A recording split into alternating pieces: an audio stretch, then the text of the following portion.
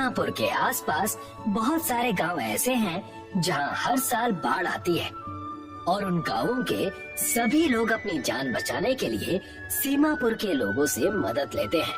सीमापुर में राजू अपनी पत्नी रानी के साथ रहता है। ये दोनों बहुत ही दयालु हैं। जब भी किसी को मदद की जरूरत पड़ती है, दोनों हमेशा आगे आते हैं। मैं खेतों में जा रहा हूँ, तुम तब तक खाना बना लो। मैं खेत जोत कर आता हूँ और फिर हम दोनों साथ में खाना खा लेंगे। ठीक है, आप जाइए, मैं खाना पकाती हूँ। राजू अपने बैलों को लेकर खेतों की तरफ चला जाता है तो वहीं रानी किचन में चली जाती है और नाश्ता बनाने की तैयारी करने लगती है। आज कुछ मीठा भी बनाऊंगी, इनको मीठा बहुत पसंद है। रानी जल्दी जल्दी रोटी, सब्जी और खीर बनाती है। इसके साथ ही वो अलग से 2 बड़ी रोटियां भी बनाती है और सारा खाना लेकर अपने खेत में चली जाती है। खेत में पहुंचकर देखती है कि राजू कड़ी धूप में खेत की जुताई कर रहा है। रानी को देखकर राजू चौंक जाता है। अरे, तुम यहाँ कैसे? मैं खाना बना कर लाई हूँ। चलो, बैलों को खड़ा कर दो और पहले खाना खा लो। सुबह से भूखे हो। घर आकर खा लेता। यहाँ इस कड़ी धूप में आने की क्या जरूरत थी? अच्छा, और आप जो इस कड़ी धूप में काम कर रहे हैं उसका क्या? आप केवल अपने लिए तो मेहनत नहीं कर रहे हैं ना? तो मुझे भी आपका बराबर साथ देना चाहिए। अच्छा ठीक है, अब आ ही गई हो तो जाकर पेड़ की छांव में बैठ जाओ। मैं इस खेत को पूरा जोत लेता हूँ, फिर दोनों साथ में खाते हैं। बिल्कुल भी नहीं, आप बैलों को भी छांव में खड़ा कर दीजिए और हाथ धोकर खाना खाने के लिए बैठ जाइए। पर जब तक हम खाना खाएंगे तब तक इन बेचारे बैलों को बेमतलब खड़ा रहना पड़ेगा। आप उनकी चिंता मत कीजिए, मैं दोनों बैलों के लिए भी बड़ी बड़ी रोटियां बना कर लाई हूँ, वो भी हमारे साथ खा लेंगे। रानी खाने की पोटली को पेड़ की छांव में रख देती है और राजू भी बैलों को छांव में खड़ा कर देता है। ये लीजिए, हाथ धो लीजिए। रानी बोतल का ढक्कन खोलकर राजू के हाथों पर पानी डालती है और राजू हाथ धोकर खाना खाने के लिए जमीन पर बैठ जाता है। रानी पोटली से बड़ी वाली रोटियां निकालकर दोनों बैलों को दे देती है। ये लो, तब तक तुम भी कुछ खा लो और आराम करो। बाद में मन लगा कर काम करना। रानी की बात पर दोनों बैल सर हिलाते हैं। ये देखकर रानी बहुत खुश होती है। देखिए जी, ये बैल तो मेरी बात पर हाँ में सिर भी हिला रहे हैं, जैसे कि ये हमारे बच्चे हों। अब बच्चों के जैसे इनका ख्याल रखती हो तो वो भी तो तुम्हारी बात मानेंगे ही ना। चलो आ जाओ। रानी भी राजू के साथ खाना खाने बैठ जाती है। दोनों पति पत्नी मिलजुल कर खाते हैं। राजू खीर को देखकर बहुत खुश होता है।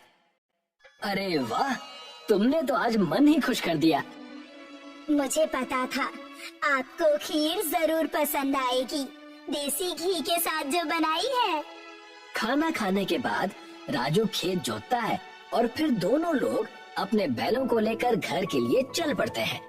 राजू और रानी की शादी को कई साल बीत चुके थे, पर अभी तक उन्हें कोई भी संतान नहीं थी। पर वो दोनों अपने बैलों को अपने बच्चों की तरह ही प्यार करते थे। मैं बैलों को पानी पिलाकर आती हूँ, आप तब तक नहा लीजिए। इनके बैल भी बहुत समझदार थे। उन्हें कभी भी खूंटे पर बांधने की जरूरत ही नहीं पड़ती थी। बिना बंधे ही दोनों बैल चुपचाप गौशाला में रहते थे। रानी को अचानक जोर से बादल गरजने की आवाज आती है। लगता है जोरों की बारिश होने वाली है, कहीं फिर से कोई अनहोनी न हो जाए। कुछ ही देर में पानी बरसने लगता है और देखते ही देखते मूसलाधार बारिश शुरू हो जाती है, जिससे सीमापुर के आसपास के गांवों में बाढ़ आ जाती है और वहाँ के लोग सीमापुर की तरफ भागने लगते हैं। वो देखिए जी, लोग हमारे गांव की तरफ आ रहे हैं। हमको घर में कुछ लोगों के रहने की व्यवस्था करनी पड़ेगी। हाँ, हम उन लोगों को अपने घर में शरण तो दे देंगे, पर खाने पीने का क्या होगा? तुम तो जानती हो कि हमारे पास सिर्फ 2 ही खेत हैं और उनमें केवल हम दोनों के लिए ही अनाज हो पाता है। आप चिंता मत कीजिए, जब ऊपर वाले ने हमें इतना काबिल बनाया है कि हम दूसरों को अपने घर में शरण दे सके, तो उन लोगों के खाने की व्यवस्था भी करवा ही देंगे। रानी घर की साफ सफाई करती है और कुछ लोगों को अपने घर पर रहने के लिए बुला लेती है। इन्हीं में से एक बूढ़ी औरत भी है। तुम्हारा भला हो बेटी, तुम इस मुसीबत के समय में हम लोगों की मदद कर रही हो। जो मुसीबत की घड़ी में काम ना आए वो पड़ोसी ही कैसा, और आप तो मेरी माँ की उम्र की हैं। आपकी सेवा करना तो मेरा धर्म भी है। भगवान तुम जैसी बेटी हर माँ को दे। रानी ने इन सबको अपने घर पर आश्रय तो दे दिया था, पर रात को जब खाना खाने का समय हुआ तब ये सभी लोग एक उम्मीद भरी नजर से राजू और रानी की तरफ देखने लगे। रानी अपने हिस्से का खाना बूढ़ी औरत को दे देती है। ये लीजिए, खाना खा लीजिए। आप बहुत भूखी लग रही हैं। मैं तो सच में भूखी हूँ बेटी, पर अगर ये खाना मैं खा लूंगी तो तुम भी आज रात भूखी रह जाओगी। आप चिंता मत कीजिए, मैं पानी पीकर काम चला लूंगी। आप ये खाना खा लीजिए। रानी और राजू दोनों ही अपने हिस्से का खाना घर आए शरणार्थियों को दे देते हैं, और वो ऐसा तब तक करते हैं जब तक कि उनके गांव में बाढ़ का पानी कम नहीं हो जाता। बेटी, तुम दोनों घर में अकेले ही हो क्या? तुम्हारी कोई संतान नहीं है? बुढ़िया की ये बात सुनकर रानी की आंखों में आंसू आ जाते हैं, और ये देखकर बूढ़ी अम्मा सब कुछ समझ जाती हैं। चिंता मत करो बेटी, माँ अन्नपूर्णा ने चाहा तो जल्दी ही तुम्हारी गोद भर जाएगी। वो बूढ़ी औरत रानी को एक सेब देती है। ये माँ अन्नपूर्णा के मंदिर का प्रसाद है बेटी। बाढ़ के समय ये मंदिर से बहकर मेरे पास आया था। शायद माँ अन्नपूर्णा ने ये तुम्हारे लिए ही भेजा है। इसको खा लो। तुम्हारे घर में माँ के आशीर्वाद से संतान जरूर पैदा होगी। रानी माँ अन्नपूर्णा का नाम लेकर उसे खा लेती है, और फिर कुछ ही महीनों बाद रानी माँ बन जाती है और उनके घर में एक सुंदर सी बेटी पैदा होती है। जो दूसरों का भला करता है, भगवान उस पर हमेशा अपनी कृपा बनाए रखते हैं। मुझे तो लगता है कि ये सब उस बूढ़ी अम्मा के सेब और माँ अन्नपूर्णा के आशीर्वाद से हो पाया है। हाँ हाँ जरूर, हमारी बेटी पर माँ अन्नपूर्णा का आशीर्वाद है। देखना, बड़ी होकर ये भी कोई नेक काम जरूर करेगी। राजू और रानी घर में बेटी के आने से बहुत खुश थे। अब तो जैसे मानो उनकी दुनिया ही पूरी हो गई थी। दोनों हर समय बेटी का खुद से भी ज्यादा ख्याल रखते थे। मैं सोच रही हूँ कि इसका नाम भी माँ के नाम पर ही रखना चाहिए। हाँ, ठीक कहा तुमने, ताकि जब भी हम अपनी बेटी को पुकारेंगे तो हमारे मुंह से माँ का नाम खुद ब खुद लिया जाएगा। अनु नाम कैसा रहेगा? अच्छा है। क्यों अनु? नाम तो ठीक रखा है ना तुम्हारे पापा ने? अनु नाम सुनते ही अनु हंसने लगती है, जिससे रानी और राजू दोनों बहुत खुश हो जाते हैं। अब धीरे धीरे अनु बड़ी हो जाती है। जब से अनु पैदा हुई है, हम दोनों ने खेत पर ध्यान देना ही छोड़ दिया है। जाकर देखता हूँ खेत की क्या हालत हो गई है। राजू खेत में जाता है तो देखता है कि खेत पूरा सूखा पड़ा है। वो उदास चेहरे के साथ घर वापस आता है और रानी को इस बारे में बताता है। इसमें हमारी भी क्या गलती है? 6 महीने पूरे होने वाले हैं और कहीं बारिश की एक बूंद तक नहीं गिरी है, तो खेत तो सूखेंगे ही। वो तो ठीक है, पर खाने का क्या होगा? कल मैंने जो भी बचा हुआ अनाज था सब पिसवा दिया। अब घर में कोई भी साबुत अनाज नहीं बचा है। आज तक भगवान ने हमेशा हमारा साथ दिया है। इस बार भी हम ये विपत्ति उनके ऊपर ही छोड़ देंगे। जब तक पिसा हुआ अनाज चल रहा है, पेट भरकर खा लेते हैं। बात की बाद में देखी जाएगी। पर हमें साथ साथ कुछ दूसरा काम भी देखना पड़ेगा। इस तरह हाथ पर हाथ धरे भी तो नहीं बैठ सकते। राजू और रानी दोनों काम की तलाश में निकल पड़ते हैं, और जब बहुत देर तक वापस नहीं आते तो अनु को भूख लग जाती है।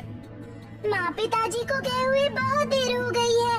क्यों ना आज मैं खुद ही खाना पका अनु अपने नन्हे नन्हे हाथों से बर्तन में थोड़ा सा अनाज लेती है और उसे पकाने के लिए चूल्हे पर रख देती है। आज माँ पिताजी को अपने हाथों से बना हुआ खाना खिलाऊंगी। और उतने में उसके माँ पिताजी भी लौटकर वापस आ जाते हैं। तुम ठीक तो हो ना अनु? हम दोनों को तुम्हारी बहुत चिंता हो रही थी। तुमको भूख लग गई होगी। मैं जल्दी से खाना बना देती हूँ बेटी। मैंने हम सबके लिए खाना बना लिया है माँ। आप दोनों हाथ मुंह धो लीजिए और खाने के लिए बैठ जाइए। रानी बर्तन में देखती है कि अनु ने खाना तो पकाया है पर वो बहुत कम है। और अनु की इस नादानी को देखकर रानी की आंखों से खुशी के आंसू छलक पड़ते हैं। चलिए जी, आज हमारी अनु ने हमारे लिए खाना बनाया है। जल्दी से हाथ धो कर आते हैं। दोनों हाथ मुंह धोकर खाने के लिए बैठ जाते हैं। आप दोनों हमेशा मुझे अपने हाथों से खाना खिलाते हो। आज आप थके हुए हो, इसीलिए आज मैं आप दोनों को अपने हाथों से खाना खिलाऊंगी। अनु थाली में खाना लेकर अपने हाथों से एक एक निवाला लेकर अपनी माँ को खाना खिलाने लगती है। पर 2 निवाला खाने के बाद रानी का पेट भर जाता है। अनु, मेरा पेट भर गया बेटी। अब अपने पिताजी को खिलाओ। 2 निवालों से कैसे पेट भर गया? तुम ऐसा इसलिए कह रही हो ना ताकि मेरे लिए खाना कम न पड़ जाए? नहीं, मैं सच कह रही हूँ। 2 निवालों से ही मेरा पेट भर गया है। लगता है हमारी अनु के हाथों में माँ का कोई आशीर्वाद है। आपको भरोसा नहीं है तो आप खुद खाकर देख लीजिए। अनु अपने हाथों से अपने पिताजी को भी एक एक करके 2 निवाले खिलाती है। और 2 निवाले खाने के बाद उसके पिताजी का भी पेट भर जाता है। तुम तो सच कह रही थी, मेरा भी पेट 2 निवालों में ही भर गया। ये क्या है अनु बेटी, तुमने ये खाना कैसे पकाया है? मैंने तो वैसे ही पकाया जैसे माँ पकाती है। जैसे भी पकाया हो, हमारी अनु को माँ का आशीर्वाद प्राप्त है। अब बहुत समय से बारिश ना होने की वजह से सीमापुर गांव में सूखा पड़ जाता है और सभी गांव वालों के घरों में खाने के लिए अनाज नहीं बचता है। पूरे गांव में अनाज के लिए हाहाकार मचा हुआ है। मैं सोच रहा हूँ कि क्यों ना गांव वालों को अपने घर पर खाने का निमंत्रण दिया जाए। लेकिन हमारे यहाँ सिर्फ 2 या 3 दिनों तक का ही अनाज बचा हुआ है। भूल गई अनु के हाथों का खाना। हम पूरे गांव के लिए अनु के हाथ से खाना बनवाएंगे। राजू सभी गांव वालों को अपने घर पर खाने का आमंत्रण देने जाता है और घर में अनु अपने हाथों से खाना बनाने लगती है। कुछ ही देर में खाना बनकर तैयार हो जाता है और राजू भी सभी गांव वालों के साथ घर पहुंच जाता है। आप सभी बैठ जाइए, आज मेरी बेटी आप सभी को अपने हाथों से खाना परोसेगी।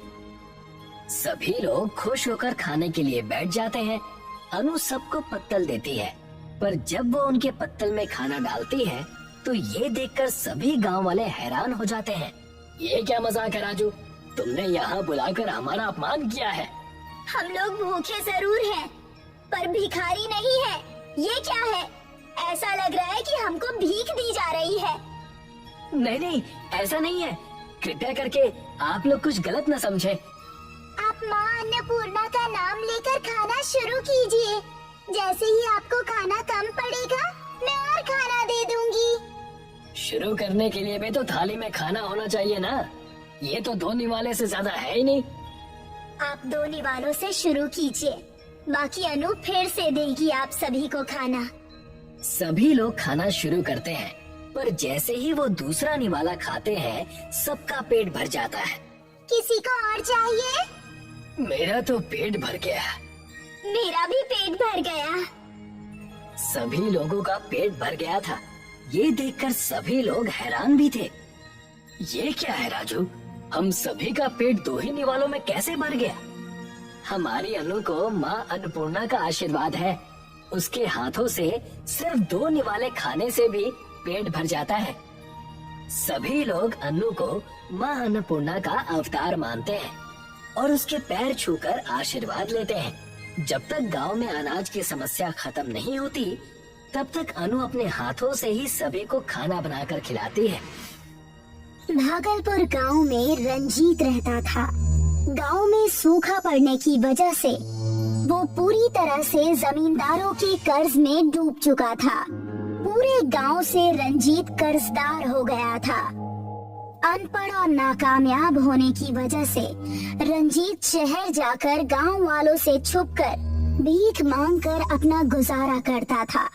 अपने गांव से निकलते ही भिखारी के वेश में आकर वो शहर चला जाता।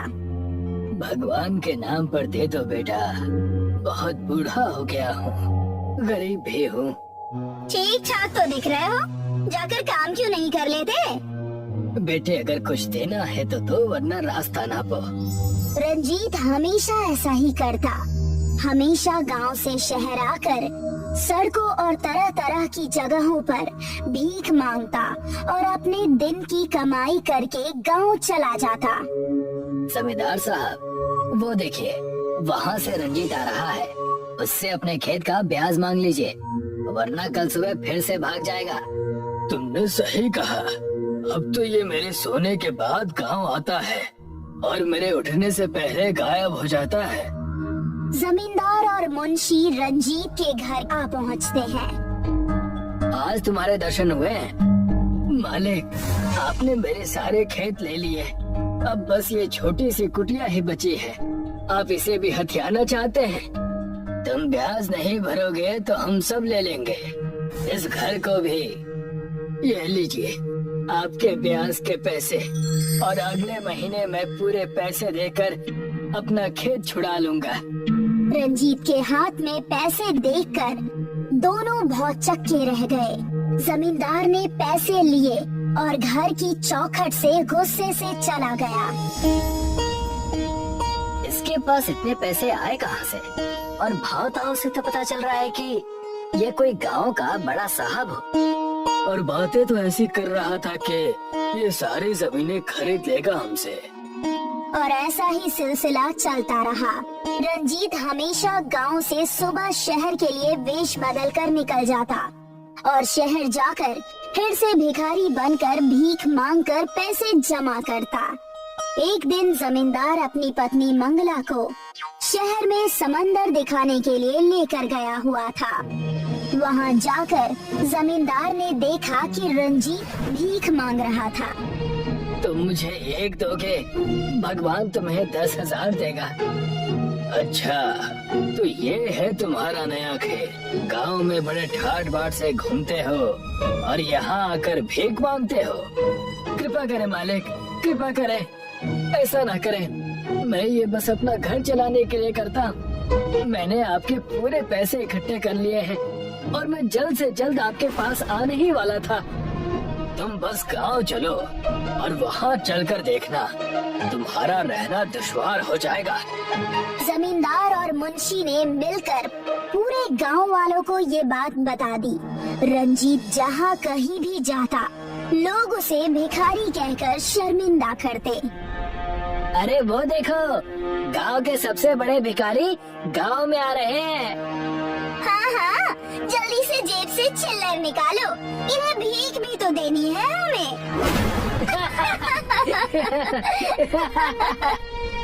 पूरे गांव से रंजीत अपने भिखारी होने के ताने सुन सुनकर थक हार कर परेशान होकर भागलपुर गांव छोड़कर चला जाता है। उस जमींदार ने मेरी जमीन ले ली, मेरा घर ले लिया, मेरा सब कुछ खत्म हो गया। भगवान ने अनाथ भेजा था, आज इस उम्र में भी मैं अकेला ही हूँ। इस जीवन में रोने से अच्छा है कि मैं ये जीवन ही त्याग दूं। रंजीत ऊंचे पहाड़ पर चढ़कर गहरी सोच में पड़ा ही था। वहाँ पर एक तपस्वी साधु तपस्या में लीन थे और उनकी आँख खुल गई। उन्होंने देखा कि रंजीत उस पहाड़ की चोटी पर खड़ा है। तुम बहुत परेशान लग रहे हो बालक, क्या समस्या है? और यहाँ इस चोटी पर सालों से कोई नहीं आया, तुम यहाँ क्यों आए हो? मैं क्या बताऊं, मेरी जिंदगी यहाँ पहाड़ से, इस खाई से भी ज्यादा गहरी और बेकार है। रंजीत अपनी सारी बातें उस तपस्वी साधु को बताता है। मेरी तपस्या भंग करने का मैं तुम्हें दंड भी दे सकता हूँ, लेकिन तुम्हारी परेशानी बहुत जटिल है, इसलिए मेरे पास तुम्हारे लिए एक बेहतरीन उपाय है। तपस्वी साधु ने अपने कमंडल से पानी का जल निकालकर रंजीत के ऊपर छिड़क दिया। रंजीत ने जैसे ही आंखें बंद की, रंजीत के ऊपर एक बड़ी सी रोशनी आ गई और रंजीत अपने भिखारी के वेश में आ गया। ये आप क्या कर रहे हैं और मैं इस भेष में कैसे आ गया? मैंने तुम्हें आशीर्वाद दिया है, तुम जब भी इस भेष में कुछ भी भिक्षा लोगे वो भिक्षा 4 गुना ज्यादा हो जाएगी, लेकिन सिर्फ इस भेष में रहने पर ही। और इसकी शुरुआत मैं करता हूँ। आप क्या करने वाले हैं गुरुजी? मैं ये सोने के सिक्के तुम्हें भिक्षा में दे रहा हूँ। बहुत कम ऐसे होते हैं जिन्हें साधु भिक्षा देते हैं। मैं इसे तुम्हें आशीर्वाद के तौर पर दे रहा हूँ। मैं इसे एक सपना समझूं या क्या समझूं? ये मेरे साथ भगवान ने कैसा खेल खेला है, मुझे कुछ समझ में नहीं आ रहा। जैसे ही तपस्वी साधु ने एक सोने का सिक्का दिया, रंजीत के भिखारी के वेश में होने के कारण वो सिक्का 4 गुना ज्यादा हो गया। रंजीत की आंखें उन सिक्कों को देखकर हैरान हो गई। रंजीत ने उन सिक्कों को शहर जाकर एक जौहरी की दुकान पर बेच दिया और सारे पैसे लेकर गांव के पास वाली जमीन में एक बड़ा सा घर बनवाया। ठेकेदार साहब, मेरा ये घर बहुत बड़ा बनवाना। मुझे मेरे भागलपुर गांव वासियों को इस जमीन पर दावत देनी है। जो आदमी सड़कों पर भीख मांगता था, आज वो इस तरह का कैसे हो गया? समय का खेल है बस। तुम सिर्फ अच्छे से बड़ा सा घर बनवा दो, बाकी काम मुझ पर छोड़ दो। बड़ा सा घर बनाकर रंजीत भागलपुर गांव वालों से अपनी बेइज्जती का बदला लेना चाहता था। रंजीत को जो भी शहर में भीख देता, तपस्वी साधु के कृपा से वो 4 गुना ज्यादा हो जाता। देखते ही देखते रंजीत भिखारी से अमीर बन गया, लेकिन रंजीत का सारा व्यवहार भिखारी जैसा ही था। उसने अपने बड़े से घर में एक बड़ी सी दावत रखी और उसने जमींदार, मुंशी और सारे गांव वालों को बुलाया। उसने अपना नाम छुपाकर सारे गांव वालों को न्योता दिया। सुनो सुनो सुनो, भागलपुर गांव के पास जो बड़ा सा महल बना है, वहाँ के मालिक ने पूरे भागलपुर वासियों को दावत पर बुलाया है। सुनो सुनो सुनो। जमींदार साहब, मैंने अंदर जाकर उस महल को देखा। वो बहुत बड़ा महल है, हमें चलना चाहिए। वहाँ जाकर हमें भी फायदा हो सकता है। अच्छा, तब तो हमें जरूर चलना चाहिए। सारे गांव वाले दावत के नाम पर बहुत खुश हो जाते हैं और दावत पर चले जाते हैं। उस दावत में रंजीत अपने भिखारी के वेश में ही होता है। उसे वहाँ देखकर जमींदार और मुंशी कहते हैं, तुम यहाँ भी आ गए?